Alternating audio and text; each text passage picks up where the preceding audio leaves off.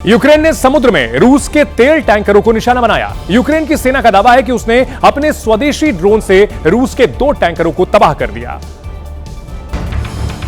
बाकायदा वीडियो जारी कर यूक्रेन ने रूस के दोनों तेल टैंकरों पर हमला होते हुए दिखाया।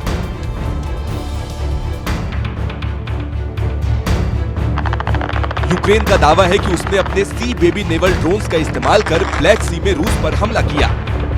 हमले के बाद रूस के तेल टैंकरों से भरे जहाज समंदर के बीचों बीच चलते हुए दिखाई दिए।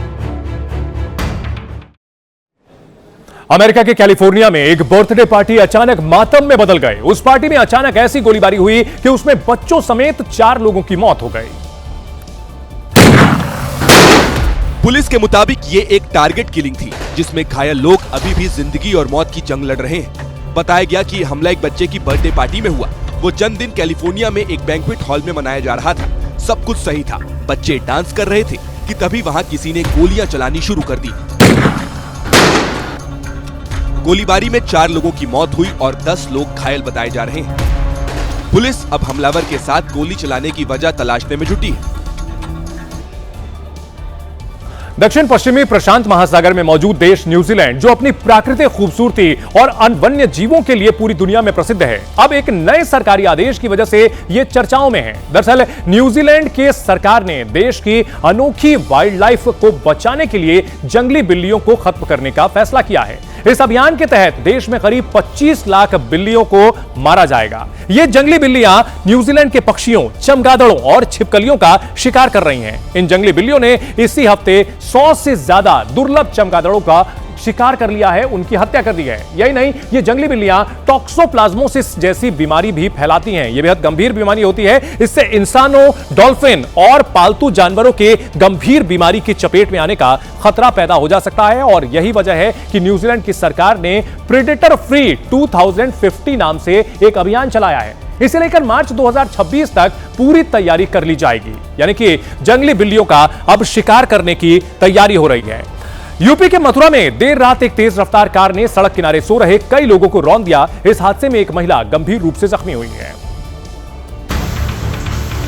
यह हादसा कोतवाली इलाके में उस समय हुआ जब सामान बेचकर गुजर बसर करने वाली कुछ महिलाएं फुटपाथ पर सो रही थी।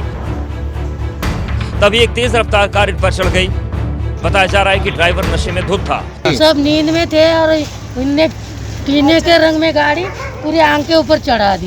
हादसे के बाद ड्राइवर फरार हो गया, लेकिन पुलिस ने कार में बैठे एक शख्स को हिरासत में ले लिया है। ड्राइवर पता नहीं मेरे को कहाँ का है भैया, वो मेरे संग शादी में आया था, उसके संग में आ गया बस। पुलिस ने कार जब्त कर ली और छानबीन शुरू कर दी।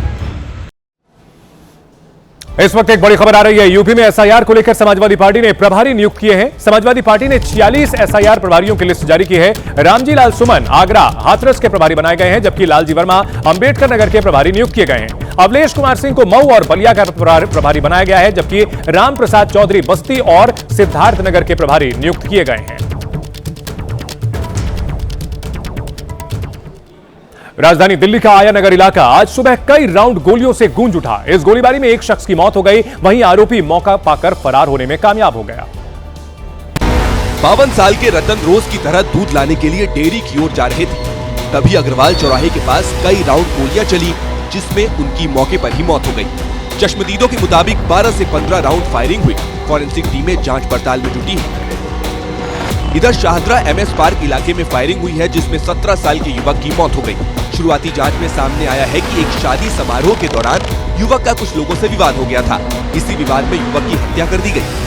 पुलिस मामले में आगे की जांच कर रही है और हत्यारों की तलाश जारी है। सोनिया गांधी और राहुल गांधी की मुश्किलें एक बार फिर बढ़ गई हैं। नेशनल हेराल्ड केस में दिल्ली पुलिस की आर्थिक अपराध शाखा ने दोनों के खिलाफ नई एफआईआर दर्ज की है। ये एफआईआर प्रवर्तन निदेशालय की उस रिपोर्ट के आधार पर दर्ज हुई है, जो 30 जून 2024 को ईओडब्ल्यू को भेजी गई थी।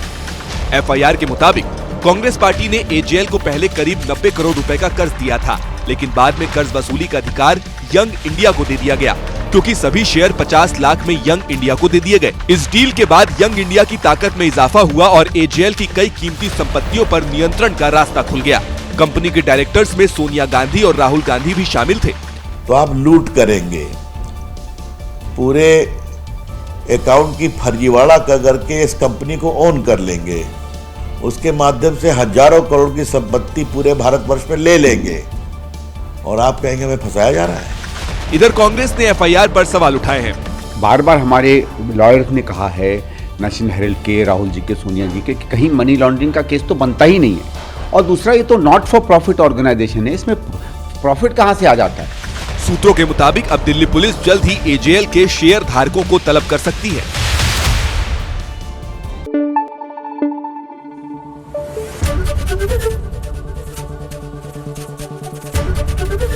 एबीपी न्यूज आपको रखे आगे।